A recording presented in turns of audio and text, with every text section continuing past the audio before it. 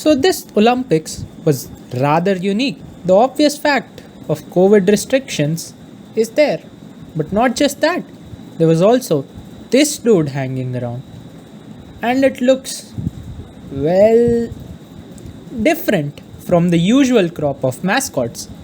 But then again, the list of Olympic mascots is pretty wild. So, firstly, what even is a mascot? In plain words, mascots are fictional characters, mostly animals and sometimes maybe human figures, and they represent the cultural heritage of the place which is hosting the event. That's not all though. They also need to act as a representation of the Olympic ideals in this case, and perhaps most importantly, be appealing to kids financially. Secondly, here's the intro.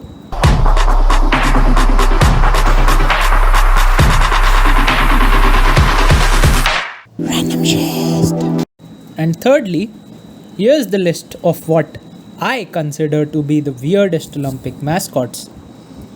In at number 9, we have Athena and Phevos from the 2004 Athens Olympics.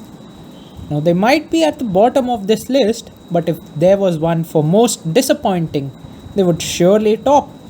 Why?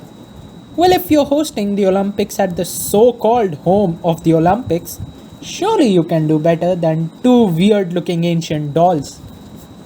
Swiftly on to number 8, we have the Fuwas, literally meaning good luck dolls. Now, these 5 dolls, introduced for the 2008 Beijing Olympics, were fairly popular with the kids. However, I'm sure as China, you can do better than 5 kids' dolls symbolizing friendship. Or maybe as China, friendship is enough.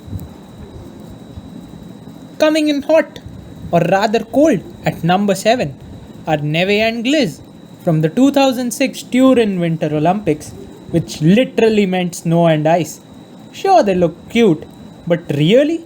Snow and ice for a Winter Olympics? Could you be more basic? And at number 6, there is Schneemann, who is a Tyrolean snowman from the 1976 Innsbruck Winter Olympics.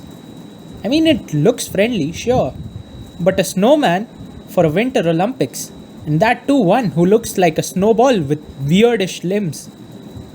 Very generic. And now things start to get very weird.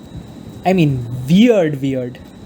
At number 5, we have Magique, a star and a cube combined to form an imp, colored in the colors of the French flags for the 92 Albertville Winter Olympics.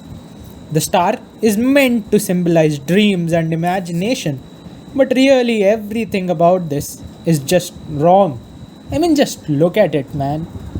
For the 68 Grenoble Olympics, we have Schuss, who is a skier, and honestly, it's not higher only because it was an unofficial mascot and was popular with the kids.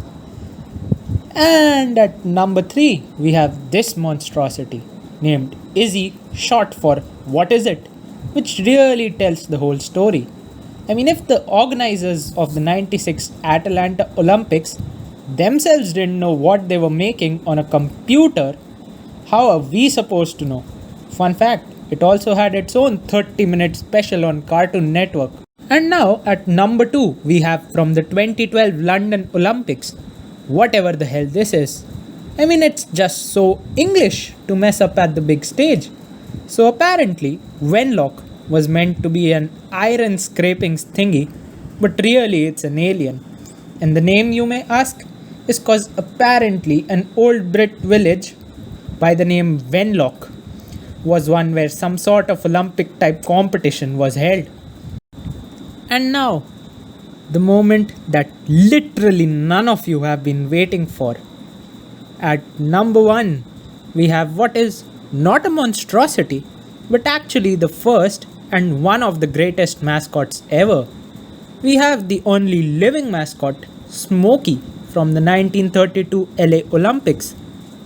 So apparently, the Scottish Terrier wandered into the Olympics village and became so popular that he was unofficially anointed the official mascot of the Olympics by the athletes. Sure, makes sense.